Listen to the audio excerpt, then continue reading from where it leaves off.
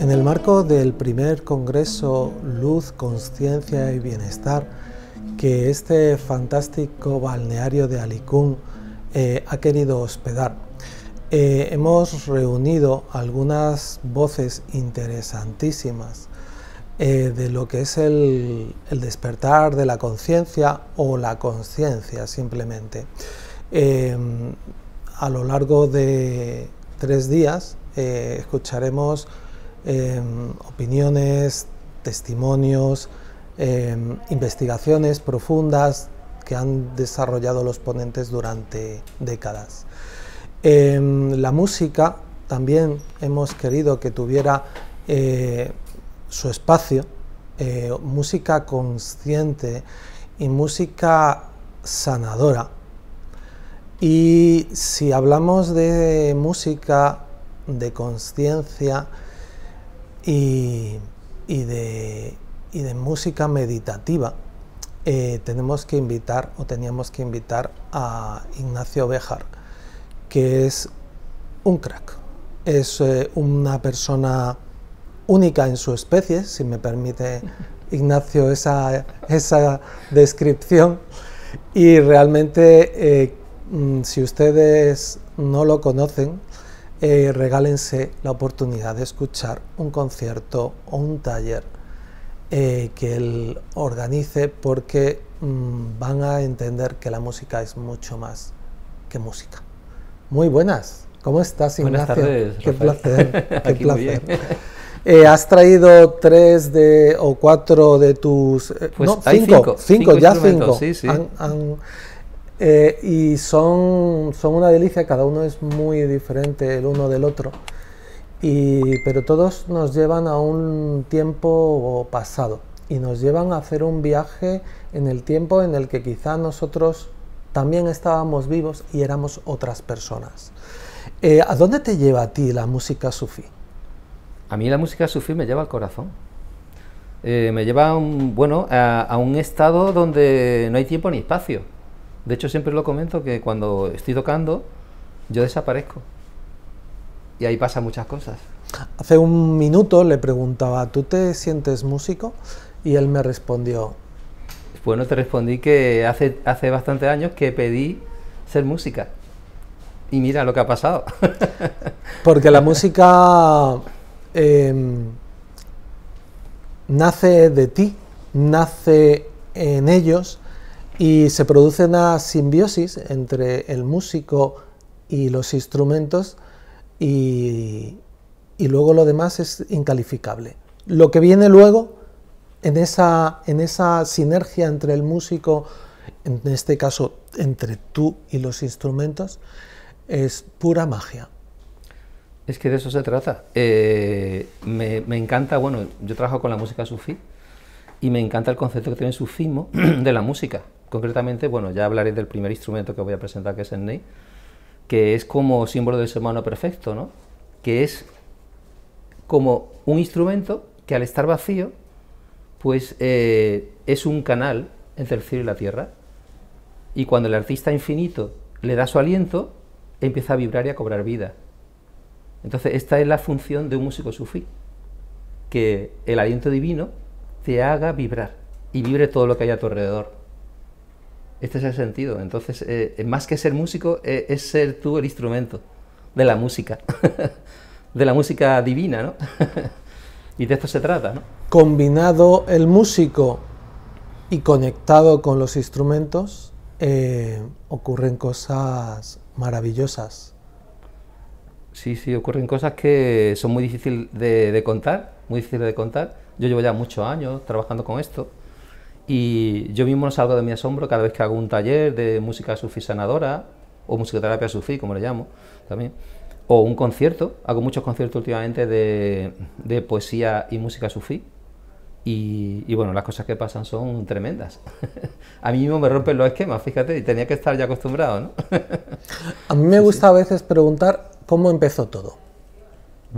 ¿Cómo empezó la música, mi camino con la música o mi camino con la música sufí? Bueno, yo creo que están unidos, la verdad.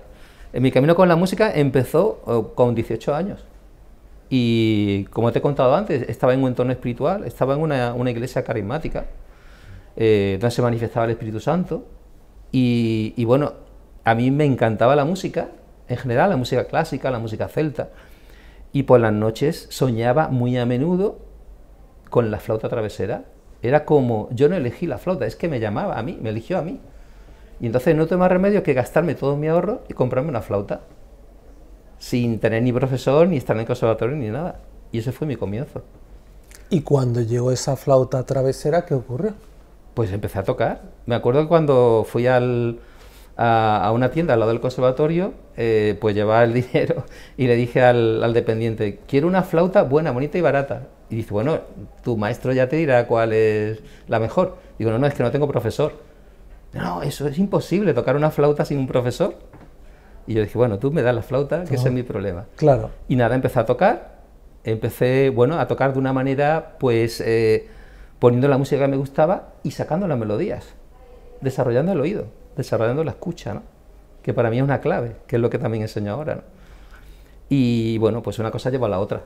Empecé a tocar con un grupo de rock sinfónico de esa comunidad cristiana, se llama Rock Angular, era un grupo muy conocido en esa época, sí, sí. Pero es que en el sufí, en la música del sufí pasó lo mismo. Fue la flauta, esta flauta, la que me abrió las puertas del sufismo y de la música sufí. Que este es el ney. Que ya te conté un poco de la historia ayer, ¿no? Pero este es un instrumento muy mágico. Esta es la flauta más antigua que se conoce en el mundo. De hecho, hay grabado en las pirámides del Antiguo Egipto donde hay músicos tocando este instrumento. Pero no solo lo tocan para una fiesta, sino que lo tocan para hacer un ritual sagrado. A lo mejor hay un músico tocando este instrumento mientras están haciéndole una operación, abriéndole la cabeza a un paciente. Porque lo utilizaban como anestesia. Claro, el paciente se quedaba como, se desdoblaba. En trance, digamos, ¿no? Claro, porque es un instrumento que provoca un trance. Y otros grabados donde a lo mejor hay, bueno, una mujer dando a luz y hay un músico tocando este instrumento. Qué fuerte. Y también lo utilizaban para curas de fertilidad, bueno, para muchas cosas. Es un instrumento sagrado. Y en el sufismo se considera un instrumento sagrado. De hecho, el ritual de giro de los derviches se comienza con este instrumento. Y claro, bueno, yo te voy a contar un poco la historia de por qué empecé a tocarlo. Sí, por favor. Porque es muy mágica. Es que, claro, por eso te digo que la música es mucho más que la música. La música, el universo es música y nosotros somos música. Entonces la música es todo. Por eso yo desarrollé ese concepto de la música para la unidad, ¿no? Y yo tenía una tetería, estamos hablando del año 1994, la tetería se llama 12 Lunas, estaba al lado del Teatro Cervantes en Málaga.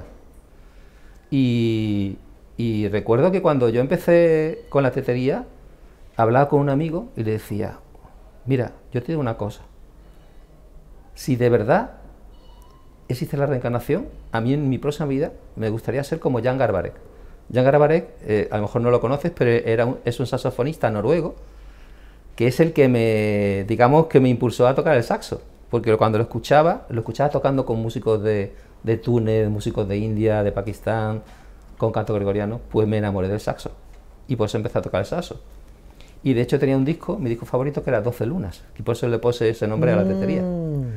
Entonces se lo comentaba a este amigo y le decía, de verdad, que si existe la reencarnación, a mí me gustaría en otra vida ser como Jan Garbarek y tocar con músicos de todo el mundo, ¿no?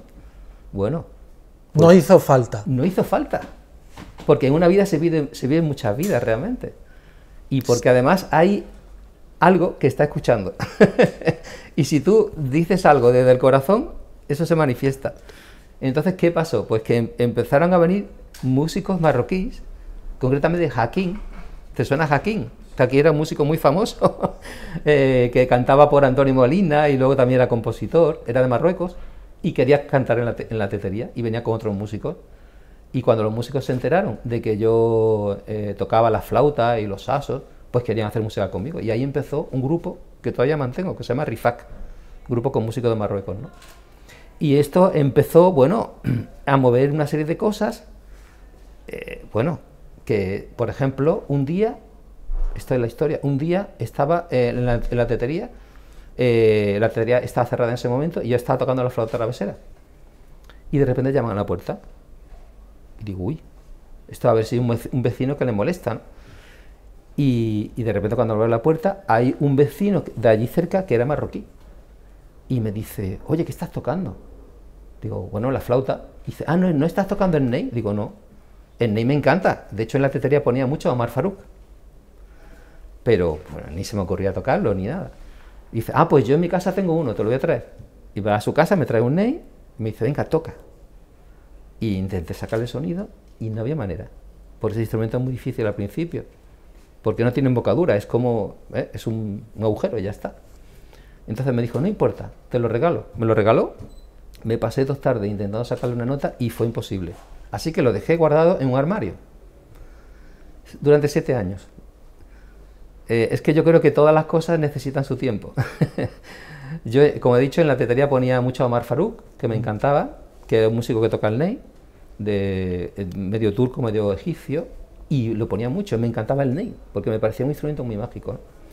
Pues a los 7 años de guardarlo en el armario, pues resulta que estaba en una época donde yo sentía que quería hacer música de otra manera. Yo estaba tocando con muchos grupos, de todo tipo de música, de rock, de blues, de jazz. No había grupo en Málaga con el que no tocara, ¿no? Pero sentía que no, que yo quería hacer la música de otra manera, como algo para ayudar a la gente, algo donde no hubiera tanta separación entre el público y yo, ¿no? Y entonces empecé a investigar a ver si había algún tipo de musicoterapia que me permitiera hacer eso. Pero cuando veía pues los programas de musicoterapia que había en el norte de España, no me convencía. A todo esto tengo que comentar que yo nací en Bilbao y a los 6 años me vine a Málaga porque mi familia es de Málaga, es de la Sarquía, ¿no? Bueno, pues una amiga me dijo, tienes que leer un libro muy interesante que es El efecto Mozart. Total, que me lo compré. Paralelamente pasó algo muy interesante y es que al Teatro Cervantes vinieron los derviches de Galata. Yo nunca había visto los derviches girando. Y cuando los vi, iban con músicos en directo, con las faldas así y tal. Eso es un ritual sufí que me dejó impactado, ¿no? Bueno, pues al poco tiempo de esto, yo estaba leyendo el libro este del efecto Mozart, lo abrí al azar y se abrió por una página donde hablaba de un maestro sufí. El efecto Mozart, a todo esto, es un libro que habla de la musicoterapia, cómo se utiliza en diferentes partes del mundo, un libro muy interesante. Y hablaba de un maestro sufí que era doctor en psicología clínica, que era el doctor Oruch Gubench, que enseñaba a sus alumnos, tenía escuela en diferentes partes del mundo y enseñaba a sus alumnos a tocar el ney, curiosamente, aparte del laúd y del rebab, ¿no? Había rescatado una técnica muy antigua que se utilizaba en los hospitales en Al-Ándalus y en todo Oriente Medio para curar con la música. Era una ciencia antigua. Y él, para que los alumnos aprendieran, le enseñaba a tocar estos instrumentos. Y bueno, pues leí la historia, ahí contaba que él empezó a hacer música con 12 años. Tuvo un sueño donde había un hombre tocando el violín muy bien. Y él se quedó ahí impresionado con el violín y el violinista paró de tocar y le dio el violín. Le dijo, toca. No, no, pero si yo no sé tocar. Que no, que toque, le insistió. Total, que se puso a tocar y le sonaba muy bonito. Entonces se lo dijo al padre y resulta que el padre también era sufí y en el sufismo los sueños se consideran como un mensaje divino. Entonces ni corto ni perezoso fue a una tienda que había por allí y le compró un violín y por eso él empezó a hacer música. Bueno, a mí esta historia me encantó, se me quedó el nombre Oruch, porque se parecía como al dios egipcio, ¿no? Pero en esa época pues no había internet, por lo menos aquí en España no había internet y no veía ningún contacto. Pero bueno, no hizo falta, porque existe el internet divino, como yo digo, que lo conecta todo. Esto es impresionante. Entonces a los 3 días de esto justo, resulta que me llama un amigo, me decía, oye, que vamos a hacer una moraga. Las moragas son las fiestas de la noche de San Juan, lo digo por alguien que no sea de Málaga. Una moraga en la noche de San Juan y van a venir unos percusionistas, tráete algún instrumento y tocamos allí alrededor del fuego. Pues me llevé el saxo soprano, estaba allí tocando y de repente viene una mujer de Vitoria que estaba pasando una semana en casa de una amiga en Marbella y me dice, ah, tú eres músico, dice, a ti te encantaría conocer a un maestro sufí que va a venir a mi casa a dar un taller el fin de semana que enseña a improvisar al estilo oriental y a curar con la música. Y yo dije, guau, esto no puede ser, si esto es lo que yo quiero. Pero enseguida pensé, bueno, será otro. Y ella sigue hablando conmigo y me dice, Oruch por aquí, Oruch por allá. Digo, ¿Oruch? Pero si este es el mismo que yo he leído hace 3 días en el libro, no me lo puedo creer. ¿Dónde está la cámara? Porque parecía como la cámara indiscreta o algo así. Y ahora resulta que esa noche tuve un sueño. En el sueño tocaba el ney muy bien. Y por la mañana fui a buscar el ney que tenía 7 años en el armario. Lo cogí y me sonaba. Digo, esto es un milagro. Entonces fui a conocerlo. Fui a Vitoria, que era volver al lugar donde, bueno, al País Vasco, que no había vuelto desde los 6 años. Y allí lo conocí y fue tremendo. Fue tremendo porque él hizo una parte de musicoterapia sufí, donde tumbó a la gente en el suelo, él tocaba y luego preguntaba a la gente, ¿quién ha visto pájaro y montaña? Yo lo había visto. ¿Quién ha sentido energía pasando por el brazo izquierdo hasta el hombro? Yo lo había sentido. ¿Quién ha sentido como que levita? Y yo lo había sentido también. Digo, bueno, esto no es música, esto es magia. Y después hizo una parte de musicoterapia activa, donde pidió que cada uno cogiera un instrumento, y como nadie era músico, todo el mundo cogió, bueno, panderitos, percusiones, y yo llevaba la flauta travesera. Entonces, de repente estábamos Oruch y yo, él con el ney, yo con la flauta mirándonos los ojos y hablando con la flauta, como si fuéramos pájaros. Bueno, pues ahí ya me digo, bueno, este no me voy a despegar de este va a ser mi maestro, ¿no? Lo que yo estaba buscando. Ahora resulta, porque esto va de sincronicidades, en mi vida no para de haber sincronicidades. Para mí la sincronicidad es un mensaje divino que te está diciendo, por ahí es por donde tienes que ir, ese es el camino. Pues resulta que yo, cuando iba a volver a Málaga, estaba en Vitoria y tenía que comprar el billete de tren, porque había ido en tren. Y cuando voy a la estación, me encuentro un cartel enorme que pone Festival de Jazz de Vitoria. Esta noche, Jan Garbarek, que nunca lo había visto en directo, que era el músico por el que me puse a tocar el saxo y empezar a tocar música del mundo. Y lo vi. Fue como un relevo, ¿no? Como una despedida al antiguo maestro, porque ahora tenía otro nuevo. Y bueno, pues al mes y medio más o menos, Oruch volvió a España, a un sitio muy especial, donde hizo varios talleres, y hizo un taller de 3 días y 3 noches de giro de los derviches. Venían músicos de diferentes partes del mundo a tocar y gente que giraba día y noche durante 3 días y 3 noches. Y claro, yo como todavía no tocaba en Ney, me puse con la flauta travesera y no podía parar de tocar. Entraba en trance. Cuando terminó el taller, me dijo: Ignacio, ¿tú qué tienes que hacer el mes que viene? Digo: hombre, tengo la tetería, pero aparte de eso nada especial. Y me dice: pues te invito a venir a Estambul a tocar con mi grupo en 2 festivales. Un grupo que tenía se llama Tumata, con 15 músicos, bailarines de toda la parte, diferentes partes de Turquía, Asia Central. Y bueno, dice: te invito a todo, o sea, te pago el viaje, todo. Entonces era una propuesta que yo no podía rechazar.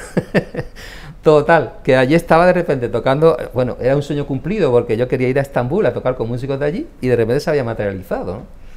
Y festivales pues con 1000 personas, o sea que estamos hablando de algo bastante grande, ¿no? Bueno, pues cuando terminamos el segundo concierto, el que tocaba el Ney en el grupo me dice: Ignacio, te quiero invitar a un ritual de Giro de los Derviches. Entonces, yo encantado. Y me lleva por Estambul, por los callejones de Estambul, y me lleva a un sitio precioso, que era un centro sufí octogonal de madera, de la época otomana, y bueno, pues me presenta a todos los derviches que van a participar, y luego me presenta al maestro, y el maestro se me queda mirándome al ojo, me da la mano y me dice: Ignacio, ¿tú de dónde eres? Digo: yo, español. Dice: no, ¿pero de qué ciudad? Digo: de Málaga. Dice: nosotros hemos estado actuando en el Teatro Cervantes hace 8 meses. Y ahí me di cuenta de que eso era un complot. Un complot divino, que no tenía escapatoria. Y este es el tema, ¿no? Es que la música es mucho más que música. De hecho, antes de tocar un poco el Ney, te voy a leer una frase de Rumi, que para mí es mi leitmotiv. La tengo aquí. Que es la clave.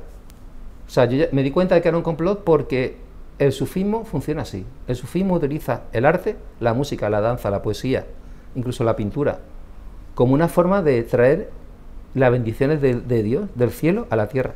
Un puente entre el cielo y la tierra. Entonces, esta frase de Rumi lo describe muy bien. Dice: el corazón del hombre es un instrumento musical. Contiene una música grandiosa, dormida, pero está allí esperando el momento apropiado para ser interpretada, expresada, cantada, danzada. Y es a través del amor que ese momento llega. Esta es la clave, el amor. Ya me di cuenta de que los derviches lo que estaban haciendo con este ritual eran hacer de sembradores. Estaban sembrando semillas de luz. Y si algún corazón está preparado para recibirlo, recibe esa semilla y empieza a germinar. Y empieza, bueno, pues a crecer una nueva vida. La vida de tu verdadero ser, ¿no? Y esta es la magia de la música sufí, ¿no? Y bueno, voy a tocar un poquito de instrumento. Ya por favor, para que los espectadores... Que tengo que decir que cuando la flauta travesera, pues cuando empecé a tocar ese instrumento ya no tocaba la flauta. Porque este instrumento me rompió todos los esquemas y sentía que era más que un instrumento. Y la flauta ya se me quedaba corta, ¿no?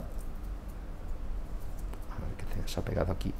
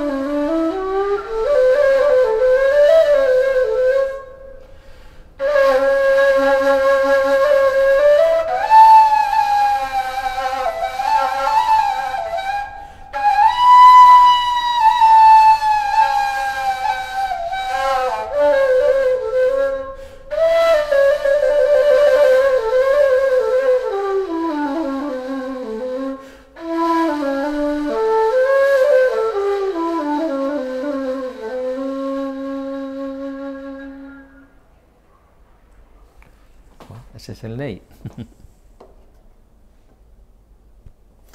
Es curiosa la reflexión que has hecho de que la flauta travesera la dejaste por el Ney, y que para ti, y yo pondría entre paréntesis, y para tu alma, ya no es la misma cosa. Es decir, a donde te lleva la flauta travesera, que seguro de la cual eres capaz de extraer deliciosas melodías, a tu alma no, el viaje no le lleva tan lejos como el uso o la interpretación a través del Ney, ¿no? Claro, la flauta es un instrumento occidental y entonces está, claro, ¿qué pasa? Pues que con ese instrumento se tocan las notas del sistema temperado, de escalas temperadas. Y aparte el sonido que se busca con la flauta travesera, el sonido lo más limpio posible. En cambio el Ney, claro, abre las puertas a un mundo musical, aparte del mundo espiritual, a un mundo musical de escalas orientales, que no es un sistema temperado. Ahí se utilizan todos los microtonos, que es lo máximo que puede percibir el oído humano. Y de hecho, de ahí salen escalas que no pueden salir nunca en un piano, por ejemplo, ¿no? La evolución de Occidente ha hecho evolucionar instrumentos parecidos en busca de algo llamado perfección. Eso es. Dejándose atrás la perfección en sí, tratando de buscarla. Es que ahí está. Es que ya he escuchado este sonido. Es como muy sucio. Se escucha mucho aire, se escucha... nos suena a naturaleza. Huele a naturaleza, de hecho, ¿no? Pero en esa imperfección está la perfección, porque está el todo. De hecho, por eso es un instrumento sagrado, ¿no? Bueno, me sorprendió la primera vez que visité la tumba de Rumi, que en la entrada, está en Konya, en Turquía, y en la entrada hay muchas tumbas pequeñas. Y hasta la tercera vez que estuve en la tumba de Rumi no descubrí que en realidad esas tumbas eran de músicos que tocaban en el Ney.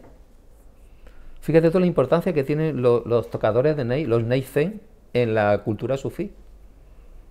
O sea que, porque son los que inician este ritual de giro de los derviches, son los que encargados de traer las bendiciones del cielo a la tierra, ¿no? Por medio del sonido, del aliento divino. Entonces, claro, ante eso, este es un instrumento que abre el corazón directamente. La flauta, bueno, todo depende de cómo la toque la flauta travesera, pero es más, la veo más de la cabeza y este lo veo más del corazón. De hecho, el mismo hecho de tocar, mira cómo se toca. Te estás inclinando la cabeza al corazón, porque es un símbolo del sufismo, de que hay que inclinarse ante el corazón, porque el corazón es el que tiene que mandar, no la cabeza. Lo contrario de lo que hacemos aquí en Occidente, ¿no? Es que hay muchas cosas ahí, ¿no? Muchos matices. Mucha simbología. Bueno, no voy a hablar de la simbología del Ney porque es tremenda. Y que si no, bueno, podríamos dar una entrevista nada más solamente dedicada de solo al Ney. De hecho, hago talleres de iniciación al Ney también. ¿Ese fue el primer instrumento sufí que llegó a tu vida? Sí. De hecho, era en la tetería ese chico que te lo regaló. Sí, sí. ¿Qué sucedió después? ¿Qué ocurrió después de esa...? Bueno, después de eso, pues empecé a hacer muchos viajes con mi maestro sufí, con Oruç Guvenç, y viajes sobre todo por Turquía, por Alemania, bueno, por Austria, por muchos sitios. ¿Cuántas personas viajaban con él? Pues a veces tenía un autobús con 40 personas, y músicos, bailarines, organizaba giras, organizaba rituales de giro de los derviches. ¿Durante cuántos años estuviste viajando con él? Hasta que falleció en el 2017, desde el año 2001. O sea, 16 años sí, sí. Estuviste siguiendo su estela y todo lo que ello significaba. Aprendiendo con él, porque claro, en el sufismo hay una cosa muy interesante, que es la transmisión de la baraka, que es la bendición divina. Entonces, por eso el maestro es tan importante. Tú te acercas al maestro y a lo mejor no es que te esté hablando, sino que su energía te está transmitiendo algo de esa bendición divina, ¿no? Entonces, claro, no es un maestro de música, no es que te enseñe solamente a tocar un instrumento, sino te está transmitiendo algo mucho más profundo, ¿no? Te está ayudándote a realizar una alquimia interior, que es de lo que se trata. De todos aquellos músicos que acompañaban al maestro, ¿cuántos eran occidentales? Había muchos, Ah, había muchos. muchos occidentales, sí. ¿Recuerdas algunas de sus nacionalidades? Sí, de Austria, bueno, también había de Turquía, de Austria, de Alemania, y de Francia también, algunos. De alguna manera estaba soltando semillas que él sabía que luego Totalmente. recorrerían Europa. Totalmente. Él tenía esa labor de sembrar esa semilla de luz, como he dicho antes, a Occidente. De convertir algo de Occidente, enviar a Occidente esas semillas. Sí, sí. Esa era su labor. Por eso tenía esa apertura, ¿no? Y por eso creaba escuelas en diferentes partes, ¿no? Y además era, claro, creaba tantos encuentros, sobre todo de rituales de giro de los derviches y talleres y tal, que mucha gente acudía. Era muy bonito. Creaba como una gran familia, era su idea, la unidad, ¿no? Que es lo que yo estoy también proponiendo ahora, la unidad. Cuando muere, ¿qué pasa? O sea, primero, ¿qué supone para ti su muerte? Bueno, como ya hay confianza, pues te contaré que un año antes de que se fuera, tuve un sueño, porque claro, en el sufismo es que hay mucha conexión a través de los sueños también. Y él muchas veces me hablaba en los sueños. Había veces que soñaba con él, que me enseñaba a tocar los instrumentos. y justo un año antes de que él se fuera, me llega un día y me dice, me mira al ojo y me dice, Ignacio, que me voy. A través de un sueño. De un sueño. Y yo dije, pero bueno, ¿cómo te vas a ir si tú todavía tenías 69 años? Digo, todavía tienes mucha energía, muchas cosas que hacer y tienes una labor en este mundo. Se me mira otra vez a los ojos y me dice, que no, que me voy. Entonces me quedó claro que él se iba a ir. Entonces, al año siguiente lo vi en un taller que hizo en Madrid y ya sabía que era la última vez que se iba. Que la última vez que lo veía. Y poco después de eso se fue. ¿Y qué sentiste? Entonces, bueno, pues claro, hubo mucha tristeza, pero por otro lado, te puedo decir que él está ahí, siempre está ahí. Porque esta es otra parte de la tradición sufí, que los maestros están siempre asistiendo a los discípulos. Cuando yo doy un concierto o un taller, ahí están los maestros. Y mucha gente que es sensible lo ven, incluso gente que no lo conocen ni han visto su foto. Y dice, oye, que he visto a un maestro que es así, esa. Me lo describe y cuando le enseño la foto dice, anda, es él. Pero no solo él, sino también otra vez han visto a Rumi, a Ibn Arabi, a diferentes maestros sufís, porque esa es la tradición. La tradición es que el que está aquí es la parte visible, es el instrumento que se ve, pero los demás son la música que viene de otro plano, que está pasando a través de los instrumentos, y es lo que está haciendo que se manifieste algo en este plano, ¿no? Esto es muy interesante, muy bonito. ¿Y cómo sigue tu trayectoria a partir de ese momento? Bueno, yo ya en esa época, cuando conocí a mi maestro, pues fue un punto de inflexión. De hecho, empecé a tocar con muchos músicos de otras culturas. Creé diferentes grupos, tocaba mucho en festivales a nivel internacional. Y bueno, tanto fue así que tuve que dejar la tetería para dedicarme a la música. Era algo que no estaba en mis planes, porque bueno, yo tenía ahí como un bloqueo, ¿eh? Mi padre me prohibía hacer música, o sea, fíjate. No me digas. Sí, sí. ¿Y eso por qué? Porque mi padre es un hombre de negocios, todavía vive, gracias a Dios, y él decía que no, que la música es lo peor del mundo. Que no te iba a llevar a ningún sitio bueno, ¿no? Que no iba a llegar a ningún sitio bueno. Y claro, pero pasó una cosa, la primera vez que fui a la tumba de Rumi, a Konya, fue en un sufi tour con mi maestro, íbamos visitando tumbas de santos sufís por toda Turquía. En cada una hacíamos mantras sufís, los sikher, hacíamos meditaciones, tocábamos música allí y yo recibía información. A mí me llegaba información de cada sitio que yo no sabía ni qué maestro era ese ni nada. Y cuando luego preguntaba, oye, ¿este qué es lo que hacía? Y era justo lo que veía o sentía, ¿no?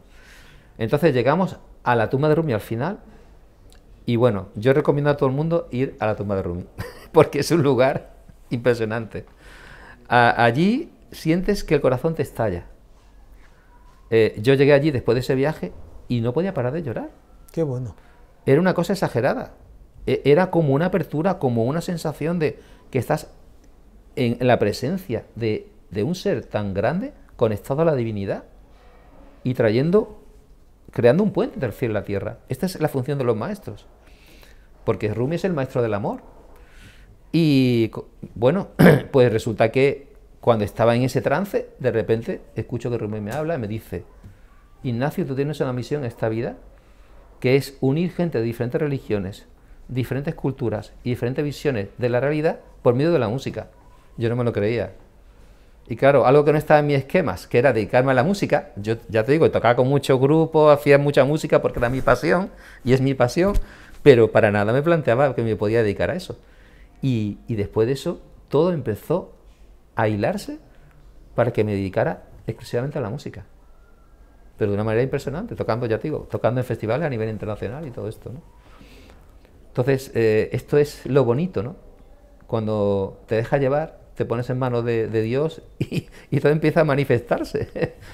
No, eso es un lujo. Es magia, es que esto es el leitmotiv de mi trabajo, que es lo que intento transmitir siempre, porque siento que el que no tiene esa conexión, el que no tiene esa apertura, no está viviendo la vida de verdad.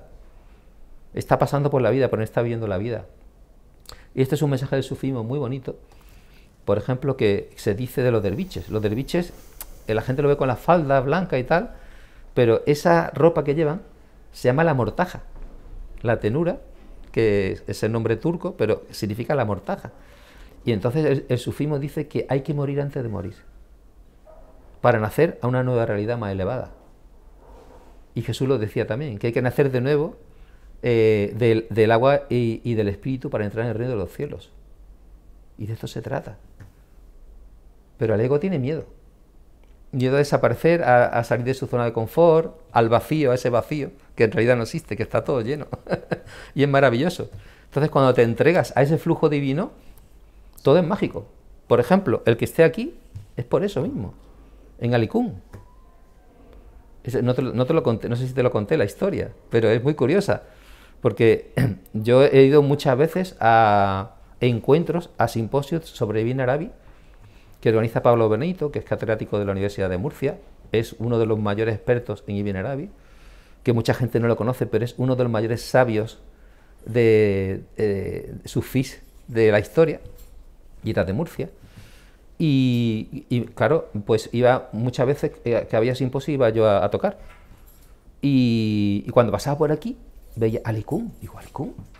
¿De qué me suena Alicún? Hombre, Salán Alicún. Vamos a ver. Digo, no hay muestra más clara de que aquí había una impronta islámica, pero muy potente, claro, que todavía permanece, ¿no? Y entonces, el siguiente tema que compuse le puse ese nombre, Alicún. Y claro, decidí venir aquí a este encuentro porque me resonaba mucho, y cuando se lo comenté a Juan, que es uno de los organizadores, mira que tengo un tema compuesto que se llama Alicún, tienes que venir a tocar.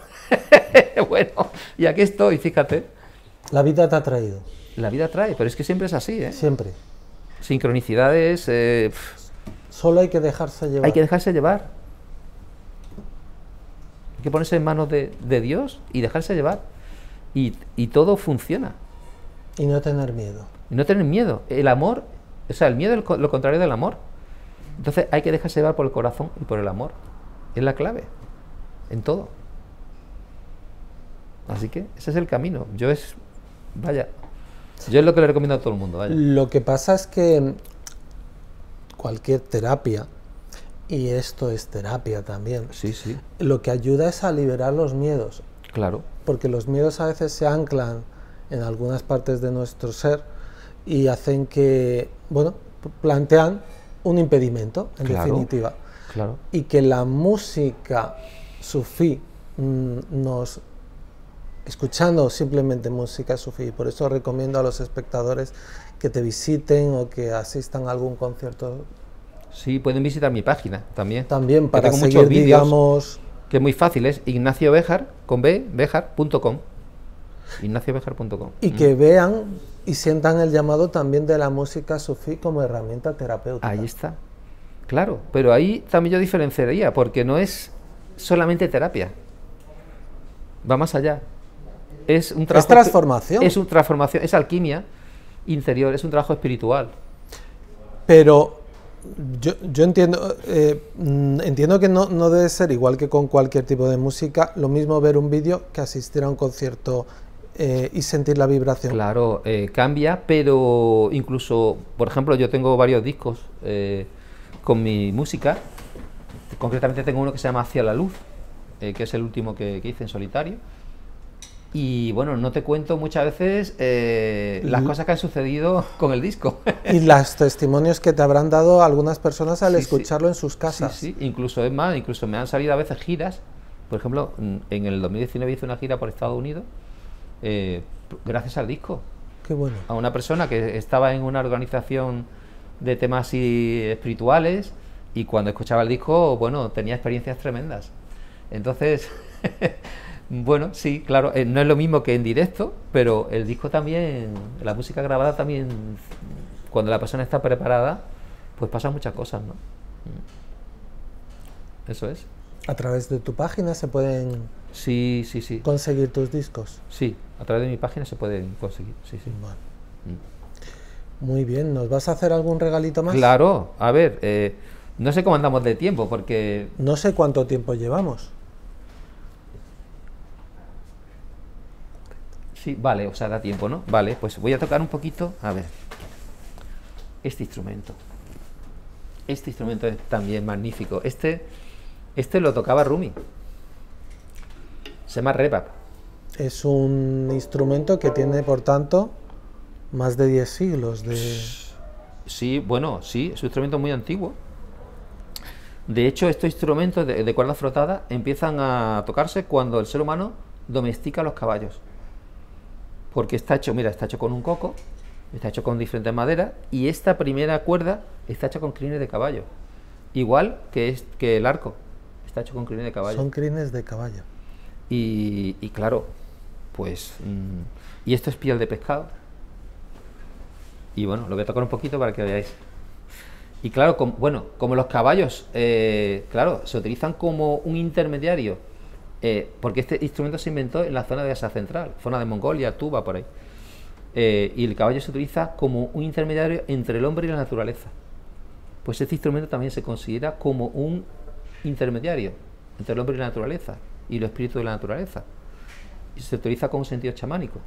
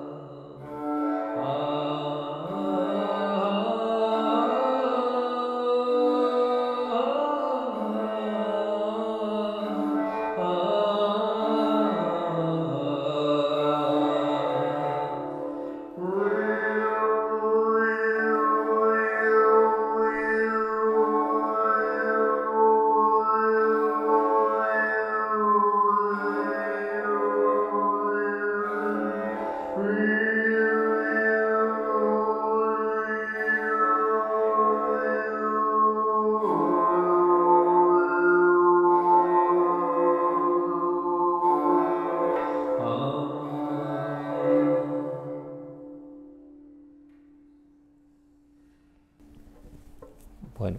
¡Qué maravilla! Tiene mucha magia. Y bueno, pues estos instrumentos, claro, lo que aprendí con mi maestro es esta técnica que se utilizaba antiguamente, como he dicho, en los hospitales, en Al-Ándalus, en todo Oriente Medio, que por ejemplo hay tratados de sabios antiguos de Persia, de India, de Al-Ándalus, donde relacionaban las diferentes escalas orientales con las partes del cuerpo, con diferentes estados de ánimo y todo el abanico de enfermedades que se curan. Y es impresionante. Yo, por ejemplo, en los talleres, pues toco estas escalas que siento, las escalas que siento que necesita el grupo o la persona, cuando hago sesión privada, y no digo nada, no digo lo que voy a tocar. Claro. Y luego pregunto. Y es curioso que luego siempre coincide. Que la gente dice, pues he sentido esto y lo otro. Y pues mira lo que he tocado para lo que sirve. Y se quedan así como, wow, ¿esto cómo puede ser? Es tremendo. Por ejemplo, ayer que estuvimos con Juan viendo unos dólmenes y tal, pues toqué con el Ney, toqué una de estas escalas, se llaman Macans, y curiosamente contaron sus experiencias. Hay alguna persona que decía que es que de repente la visión se le aclaró y que veía de otra manera. Y entonces, cuando comenté lo que había tocado, digo, bueno, es que he tocado una escala que sirve para el hígado. Y me dice Juan, que entiende de medicina china, dice, claro, pero es que el hígado está conectado con los ojos. Yo eso no lo sabía, ¿ves? Entonces, esto es una ciencia antigua, muy potente, a través de la música. O sea, eso creo que es un tesoro para la humanidad que hay que rescatar. Sí, sí. Pues solo te podemos dar las gracias porque eres portavoz de esta magia, al menos en España, y desearte larga vida para que sigas regalándonos y regalando semillas y sembrando, porque cada nueva persona que escuche estos sonidos no sabemos ni sabrá qué puede hacer por él o por ella estas melodías tan antiguas pero tan poderosas. Claro, claro. Es que ahí la clave está eso, en crear una conexión, igual que hacen los derviches. Los derviches, cuando ponen esta mano, están recibiendo las bendiciones de Dios para traerlas por este brazo hasta el corazón y de esta manera darlo a la tierra y a la humanidad. Entonces se convierten en un puente entre el cielo y la tierra, porque ellos se han vaciado de todo el ego para crear ese puente. Pues esta música tiene la misma función. Entonces, ya ahí, como he dicho antes, yo desaparezco. Y muchas veces no se sabe ni qué va a suceder. Claro. Hay gente que tiene experiencias de todos los colores. En mi página se puede ver, hay un apartado de testimonio con experiencias tremendas. Así que le invito a la gente a visitarla. Yo quiero más, así que mañana, no pasado, organizas aquí un taller, así que estaré, vamos, si no el primero de los Genial, bienvenido. Sí, esta noche voy a dar un pequeño concierto. Voy a tocar Alicum, el tema Alicum, sí. Por eso. Y alguna composición mía, porque también compongo, soy compositor también. Sí. Claro. Y el domingo, domingo tendremos el privilegio de asistir a tu taller. Genial, genial. No yo encantado de compartir esto. No te puedes imaginar qué regalo. Muchísimas gracias, pues Ignacio, y muchísimas gracias por la labor que haces inmensa. Muchas gracias a vosotros por estar ahí y por divulgar todo esto. Gracias. Un privilegio.